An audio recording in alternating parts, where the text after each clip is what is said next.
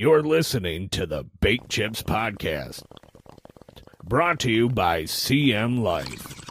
Hi everyone, my name is Olivia Garcia. Hello, my name is Nash Fulgham. Welcome back to another episode of Baked Chips. I am joined by Brelynn Woodrick, and she's here to talk about Higher Hopes and their philanthropy section of the High Minded brand. Mm-hmm. So could you just introduce yourself and let them know what you do? Yeah, so my name is Brelynn Woodrick, and I have been with Stash Ventures for a little over 4 years. I was started in 2021 as a general manager for one of the retail stores, and now I get to do the philanthropy, which is really exciting, which was really fun because we created Higher Hopes, which is a concept, and then also we created the foundation, which is a 501c3 private foundation, so we can give to local nonprofits. As a cannabis company, some people don't really always want to accept money from cannabis businesses, specifically for federal funding, because it is not a federally legal product. Right. So we created a 501c3 private foundation so we can easily give to organizations that we feel passionate about. That's awesome. And when were you guys founded? The Higher Hopes Foundation Higher Hopes, the concept, was probably founded as an inception in 2020 when Stash started. And we really started hitting heavier with it in 2022. And then the Higher Hopes Foundation, which once we got our 501c3 status, was in 2023, where we were really able to give in a much wider capacity. Awesome, yeah. And can you tell us a little bit more about Higher Hopes and what the foundation is all about? Yeah, so Higher Hopes is kind of the culture, so to speak, at Stash Ventures, where we talk a lot about aligning our customers, our community, as well as our employees kind of together. And so our hope is to be more than just a cannabis business. And what the culture piece is through volunteerism, donations, and also unique events. So those are kind of our pillars for the Higher Hopes. And then we also share profits and our time with volunteerism with any community that we're placed in to help further grow that community, to just create a more vibrant place to live. Connection is so healing, and we think that the plant can be healing in certain capacities, and it just kind of all connects together. So the foundation, as I said before, is a 501c3 grant-making piece. So that is essentially where we are giving money to nonprofits. And what I really like about our private foundation is we're a trust-based foundation, so we don't require a big grant process and things like that. We're really relying on our relationships with our employees and their communities. That's awesome, yeah. Okay, so what inspired the creation of the Higher Hopes Foundation, and how does that tie back into your work in the current industry? So we're really fortunate to have awesome owners that are extremely philanthropic. Nice. And what I really love about this business is because we talk about our 5 promises, and one of our 5 promises is care, and also connect, inspire, be authentic, and drive the business. That's essentially what makes Stash Ventures. And so with that care, I've heard Scott Moorhead, the owner, talk about bringing your soul to work. Ooh. Which is really cool. And I always take that with me. And I always try to communicate with other team members about bringing your soul to work to find what is important when you come to work. It's not just about creating caring for a beautiful plant or selling the right product to the guest. It's about bringing your soul to work. And so that is kind of, I think, where it started. And I think really Higher Hopes was created when the first timber location was open back in 2020, and the giving was always at the forefront even then. Even before Higher Hopes was completely solidified, we were still giving money and volunteering to local nonprofits. And so I think it ties back into the cannabis industry because we can't really ask our communities to support us if we're not supporting them. So that's kind of the basis of it. And then also it's just kind of the right thing to do. Of course. We should all be giving our time. If you got I'll probably go a little bit further and deep of like, if you don't have the money to give to organizations in your community, there's still ways you can connect with them and make an impact. And I think that's why it all kind of ties back into the cannabis industry. Yeah, for sure. And Siobhan was just here talking more about those philanthropy strains. Yeah. So could you explain a little more in depth about how Stash Ventures and Higher Hopes also choose to give back? Yeah, absolutely. So how we choose to give back is one of my favorite parts about the program is Stash Venture gives the employees the autonomy to find and choose nonprofits that they're passionate about. So for example, every retail location gets the opportunity once a quarter to donate to a local nonprofit. So that's when I talk about bringing your soul to work. Like, what do you feel passionate about? How can you make an impact? And then with our philanthropy strains, it's really easy to give back on a retail side, but how do you give back on a cultivation side? And that's where we created those philanthropy strains. And the philanthropy strains essentially is a company, I don't know the word I want to use.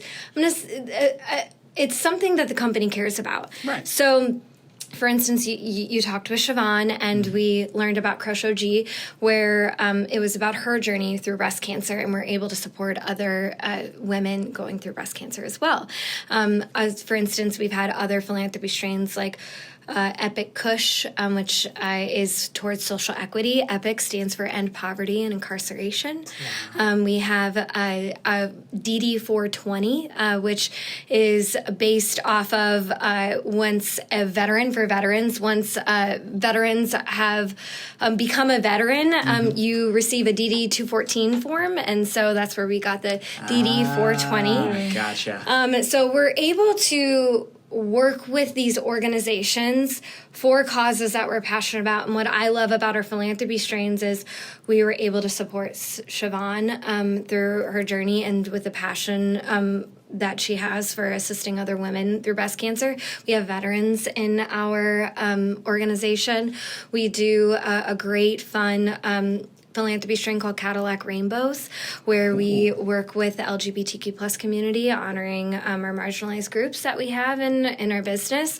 Really and we just recently launched AIR, that stands for Autoimmune Revival, which is kind of a play off of CCR, Creedence Clearwater Revival, for those with autoimmune diseases, because I feel like we all know somebody with an autoimmune disease. I mean, you have a big company like Stash Ventures. We want to really honor everybody that's there and make them feel heard, and make them feel like that their voice matters and what they care about. And I love this process about it, because it's not just we sell this philanthropy strain. We really get to create a connection and community with our own team members, where these fun, crazy names that we've talked about outside of Cadillac Rainbows, because that's always a strain name, but these fun, crazy names, we got to collaborate. Veterans, all our veteran team members came together, and we created this strain name together for Autoimmune Revival. Anyone that was interested in joining in those conversations and helping hearing their stories, because it's not just about, let's think of a strain name, tell me why autoimmune disease is important to you.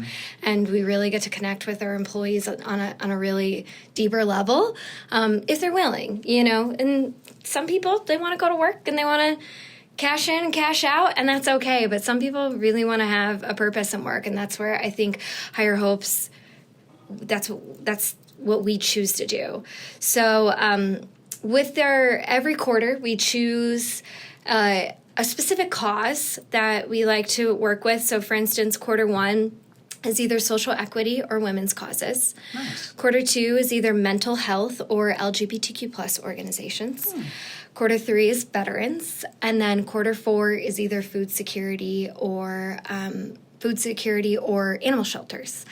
And then our philanthropy strains, which is really cool because it's created from High Minded, packaged, you know, from our team, grown with precision farming and care, and then it gets to trickle down to our team members for them to sell it. And then once we get through all of that, we're able to donate a portion of our proceeds to the nonprofit that we focus on within Michigan, which is pretty cool, is that we get to work with we're assisting and helping our Michigan, you know, community members that need this help. So yeah, definitely. Yeah. And are there any causes that your organization is more passionate about than other ones? I would say yes. So as a cannabis company, we have naturally gravitated towards social equity causes because it's crazy to think that there's still people incarcerated for a plant that we grow and sell and promote and love. For instance, in 2023, we partnered with Great Lakes Expungement Network, which is a Michigan expungement nonprofit organization, and we held our own West Michigan expungement event in Muskegon in 2023, where we were able to work with. I have to give a shout out to Honigman, the law firm that we worked with, where they helped us expunge over 75 records to help people be able to coach their kids on their soccer team, to help with maybe they need government assisting or scholarships or something along the lines of that. There's so many things that maybe a cannabis charge or some type of inequitable charge happened maybe 40 years ago. And it was really inspiring to hear people's stories where, you know, I talked about you know, coaching your soccer team. One of my favorite stories is this man, you know, we got the paperwork and we're like, we're going to contact you once we have to go to court and finish, you know, the expungement. And he was in tears and he's like, I have waited all my life to have a son. And now I get to coach his soccer team because this is going to be off my records. And so making amazing. Something like that was just really impactful, and be able to do that with your team members was great. And I'd love to talk a little bit more about some of our other social equity initiatives that we've had. This year was really fun. I know a lot of our team members got to join this. I talked about the philanthropy strain for Epic Kush, that stands for End Poverty and Incarceration. So this past January, we hosted kind of like a launch party, so to speak, but it was, I know, right? And it was really fun because we got to tie in consumption to it. Legal consumption, of course. But it was not just like a party. It was an opportunity to raise money for the LOAM, which stands for Ladies of Hope Ministry, and they built a building in Detroit to part of that building was going to be utilized is going to be utilized for women reentering back into society after incarceration, as well as women fleeing from domestic violence. Wow. So we were raising money for the LOAM to help with funds for this building, to help with, you know, buy furniture for it, security systems, things like that for this social equity piece of it. And we partnered with PCAP, the Prison Creative Arts Projects in Ann Arbor, where they work with previously incarcerated artists. And it was really fun because we met these amazing artists that were previously incarcerated, and they got to sell their own art to our guests, which was like the coolest art amazing. Too. Like I spent way too much money on art, but it was so neat to be able to do that. And they were very grateful for this opportunity to work with us and to have their art exposed to so many different people. And so that just kind of ties in the social equity piece. Yeah. And then I'd love to chat about also our biggest new launch towards social equity is we have recently partnered with the Last Prisoners Project, which is a national nonprofit.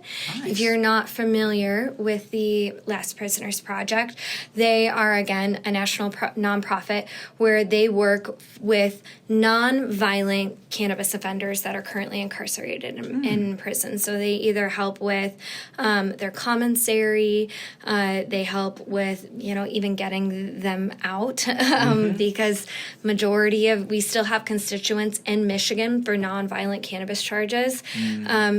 There's no reason why they should still be incarcerated. So we've worked with Last Prisoners Project, and this is really fun where I feel like it creates a full circle for us because we're able to work with our community, our customers and employees, where we have adopted a roundup program. So anytime you shop at a Timber or a Cloud, you can round up your change to the nearest dollar or make a donation, whatever you prefer. And that will go directly to Michigan Last Prisoner Project constituents. Nice. And that'll help anything from their commissary to even... And they're only allowed a certain amount of commissary a month, but that'll help even their kids to put them to college because obviously they're missing a parent. So this was really important for us, and we were able to adopt that.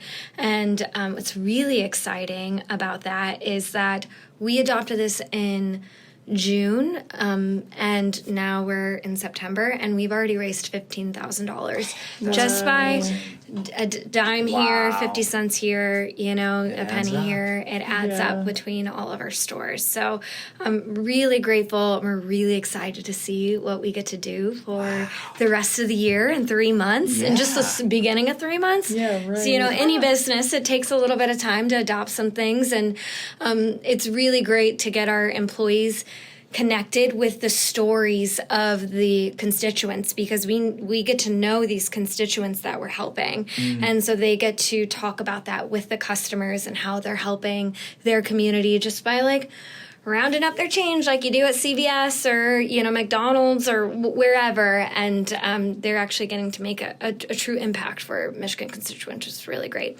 So I would say social equity is a huge part because we're in the cannabis space. Yeah, Yep. for sure. Do you work at the Mount Pleasant store then? No, I don't. So I'm really fortunate where I started in Muskegon, and then once I moved into this role, it wasn't quite necessary for me to be in a store, so I get to work remote, and I actually live across the border in Indiana. I'm just New Buffalo, Michigan. I'm just right over the border on the Indiana side. It's where I was born and raised. And then our corporate, nice. I know, right? And then our corporate office is near Indianapolis, so I'm a perfect halfway point between the locations in Michigan and then the corporate office in Indianapolis area in Fishers, Indiana. So that's great. Nice. So how often are you in Michigan visiting the stores? So I don't get to go as much as I would love to. I would love to go every day, but my day-to-day, I also am really fortunate where I get to work with a public charity called More Than a Phone, where we provide smartphones to domestic violence survivors. Oh, wow. That's a whole other conversation, but I get to help out with that. So my day-to-day, I try to get up to the stores. My goal is to reach all of them by the end of this year. Nice. But it's really easy for me to visit my old hometown store in Muskegon. Not quite my hometown store, but I'm so close to New Buffalo, so I go to New Buffalo. I've been to Sturgis and Three Rivers recently, and plan to go to Kalamazoo hopefully soon. So once I get up to Gaylord and our east side of the state, I think I just gotta make that commitment for myself. For sure, yeah. All right, so I know you talked a little bit about some of these, success stories. What are some other favorite success stories or examples of how Higher Hopes has really made a difference? Yeah. So I would love to share a story. I know you guys heard about Siobhan. I feel like that's a great success story. Oh my gosh, yes. I would love to share a story that actually just happened this week. Oh, really? And I think it's going to stick with me for a while. So I got permission to share the story because I wanted to. I just love this full circle moment for me. And I was working with our Cedar Springs GM. His name is Hal. And Hal decided to work with, for his Q2 nonprofit organization, the Grand Rapids Trans Foundation, because Hal is trans. So I didn't know that about Hal. And I was just kind of noting, I was really grateful that he chose to work with a nonprofit that he was passionate about, and especially with this state of the world right now.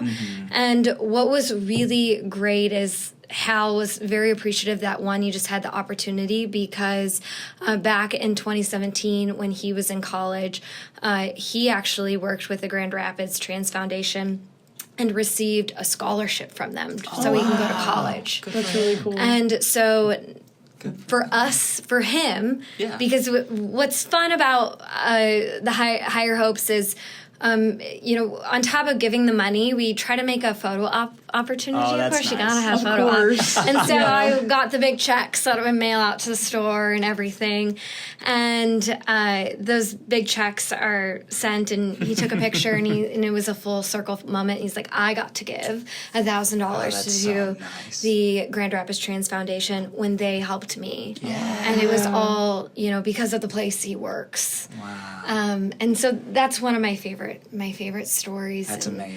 I love to hear it. I've got a few more, but it's really inspiring when I know I'm passionate. I'm sure you guys can tell just by talking to me right now. I'm obviously passionate about this, but to see and hear your your other team members excited. I just saw a team member today where she took time out for her birthday to go out and volunteer. Wow. And something I didn't mention before, I talked about volunteerism, but what's built into our policy for our company is every employee receives 16 hours of paid time to go out and volunteer. Oh, nice. So they get to take time away from their store if they choose to go out and volunteer. And so this particular employee, her name's Cammie from New Buffalo. She decided to take her and her friends. She inspired all of her friends to go and clean up trash on her birthday for the local riverway. And she's like, we got 8 bags of trash. There I you was go. like, that is amazing. And I just never would have thought that people cared as much. Yeah. But hearing those stories, and it's because, one, we have amazing people that work with us. And then two is we really try to encourage and inspire our employees to get out and do things that they're passionate about and get out of their comfort zone a little bit. Yeah, definitely. And why do you think, in your own words, why it's important for cannabis companies to give back to their community? So outside of just that it's the right thing to do, Of course. I think it's important to legitimize the business and the industry. There's still an unfortunate stigma around around cannabis in general, even though it's been legalized in Michigan for over 7 years. Yeah. So giving back in a monetary way or just in advocacy and volunteering can benefit everybody in the business, the community, your employees. And honestly, it's great for the culture of your business as well. You get to bond with like-minded employees and team members when you're volunteering or when you're finding out what others are passionate about. And you get to kind of take a break out of your day-to-day. When I was working in the store, sometimes I love to go out and volunteer because you work in that one location 40 hours a week, sometimes more.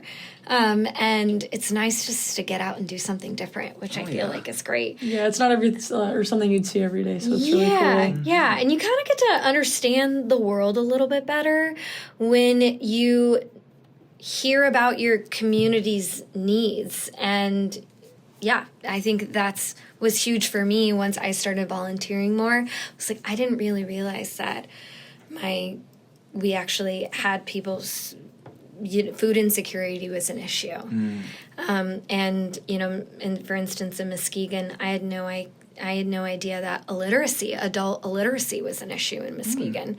And these are just things that I learned by getting out into the community. And I feel like that just kind of opens your horizons and makes you really just think about just life a little bit more, I guess. Yeah.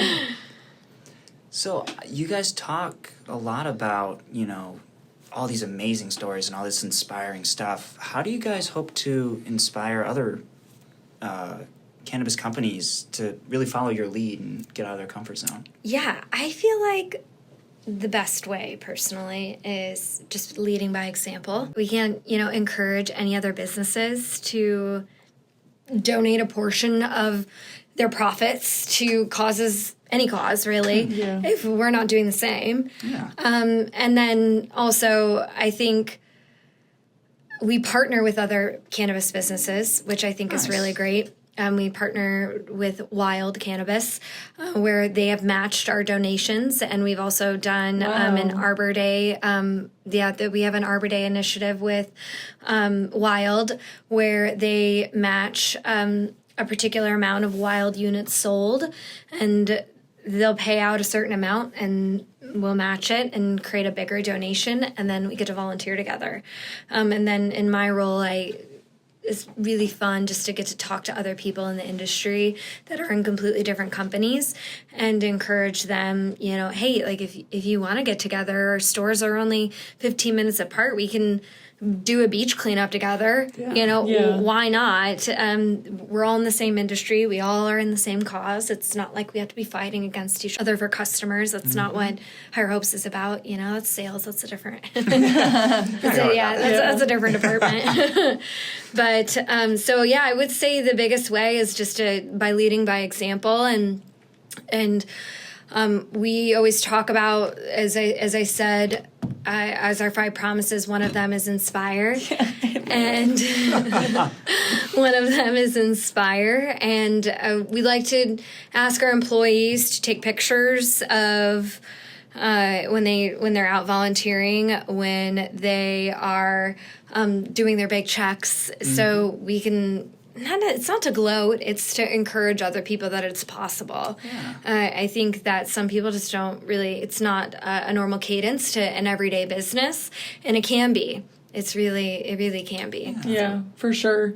That's honestly one of the things I love the most about doing this is I love just getting to talk. I have a bunch of different cannabis clients, so it's really cool just to see like their different perspectives on the industry, and like they're all trying to just make it, and they're like, it doesn't need to be competitive. Yeah, but I think that's what's really cool about it. It kind of is, but it doesn't have to be. Right, yeah. Are there any other ways for other organizations to give back if they don't have the monetary funds to give grants like you guys do? Yeah, absolutely. Actually, I have a small list. So I feel like if anyone's wanting to adapt some type of giving culture, a Higher Hopes culture, we have higher hopes to be more than a cannabis business.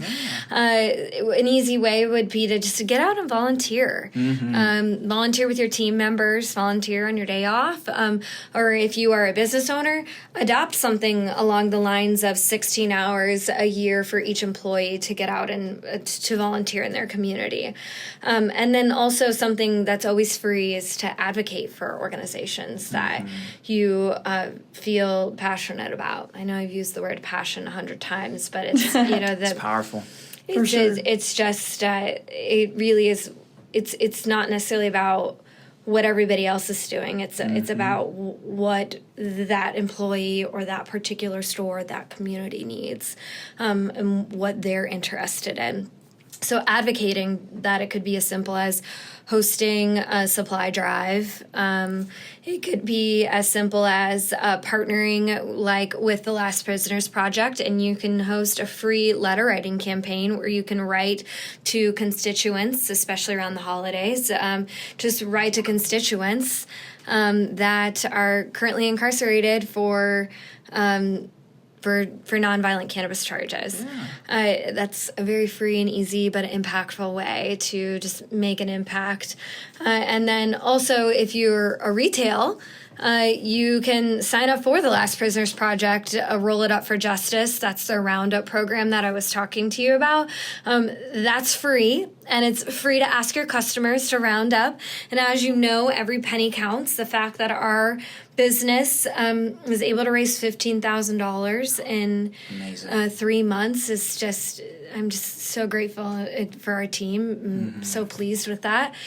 And I feel like that's a very easy way that it doesn't come out of your company's profits. You're still able to make an impact with anything on the volunteering, hosting a supply drive, letter writing, even signing up for Roll It Up for Justice. Yeah. It's not that hard. They make it pretty easy.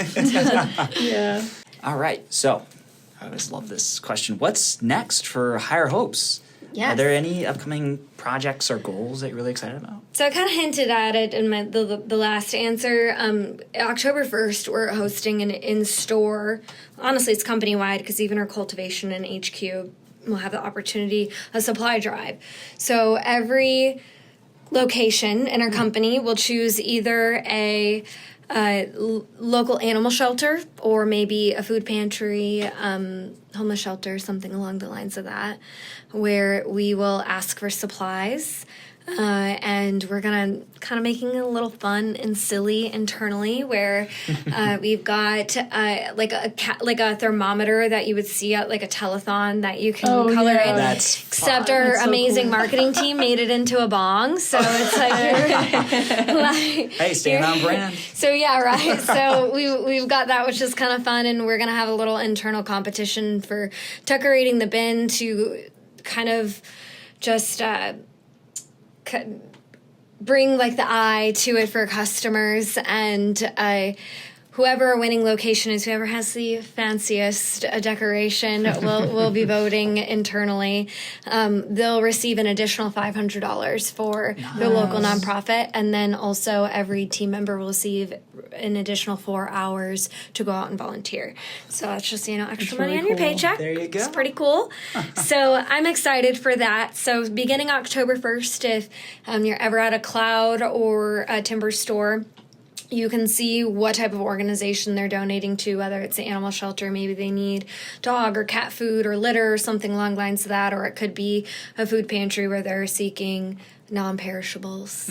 But yeah, so that's kind of what I'm excited for currently in quarter 4. We'll also launch the holiday letter writing campaign to write to currently incarcerated cannabis constituents with the Last Prisoners Project while they are in the holidays. Everybody deserves some letters and some love and anything really. And so, we're pretty excited about those for Q4 coming up just in a couple weeks. There you go. Sounds amazing. Yeah, absolutely. And if any of our listeners wanted to support or connect with Higher Hopes, what's the best way for them to get involved? Well, we have a website, and it is higherhopesgiving.org. I should actually double check. I'm pretty sure it's .org.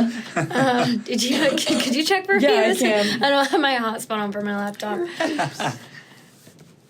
I think it's .org. Yeah. Okay, higherhopesgiving.org, or you could even follow us on Instagram or Facebook, which is also Higher Hopes Giving on Facebook, and then on Instagram, I should have this memorized, but I don't. Oh, you probably have so much stuff you have to memorize. I don't blame you. Oh, yeah, for sure. All right, let me see. I like have an idea what the handle is, but all right. So sorry, it's Higher Hopes Giving. Yes, giving. Yes. Yes, Higher Hopes Giving. And so our Instagram is Higher Hopes, one word, _ giving for Instagram. Gotcha. You can follow us on there and see lots of fun, just impact events that we're doing as a company, initiatives, big checks, smiling faces. It's like it's a happy part of social media. If you need a happy algorithm, you can head over to Higher Hopes Giving. For sure. Nice. And is there anything else you wanted to mention or any questions you had for us before we go? One thing I forgot to mention, which I had many opportunities to do, was to mention about how much we have given so far since 2020. Yes. So I was pulling some numbers right before this, and it looks like we've given over 405,000 since 2020. Which is pretty stinking great. That's a lot. And that money is all over the state of Michigan, which I think is even more impactful. It's, scattered all throughout Michigan where we do business in, which is really, really cool. Wow. But yeah, I love what you guys are doing. I'm curious, do you hear of other cannabis businesses doing any type of philanthropic giving or anything along the lines of that? Since you said you have multiple clients, I'm always kind of curious. Yeah, for sure. So Mint Cannabis was one of our older clients, but they just recently closed a couple weeks ago. but they used to do a they would sponsor a family for a turkey dinner for Thanksgiving, which was really cool. Yeah. So we helped do some like social posts to promote that. I believe Pure Options also has a couple philanthropy strains as well. Nice. Kind of along those lines, similar to what you guys do, which is really cool. I also have Loom as a client, but I haven't met with them recently to talk about like advertising yet for the year, but I'm really trying to get into like see more about what their business is about. Because again, like we're all so different. yeah, right? Yeah. And again, like, I'll put a mic in front of you. Just let me know what you're doing. Yeah, right. So I just think it's so cool just, like, getting to hear, like, the different business models. And, like, again, some are very goal-oriented and they do focus on sales. Yes. But a lot of them really do care to give back. And I think that's really, really important. Yeah, So. I know. I personally... You know, I'm a little biased because this is what I live and breathe every day. But I personally think this is what stands us apart. There's so many businesses in Michigan that have amazing product. They take so much care in their flour, and they have wonderful product. And we have many good businesses that have an exceptional customer care business model.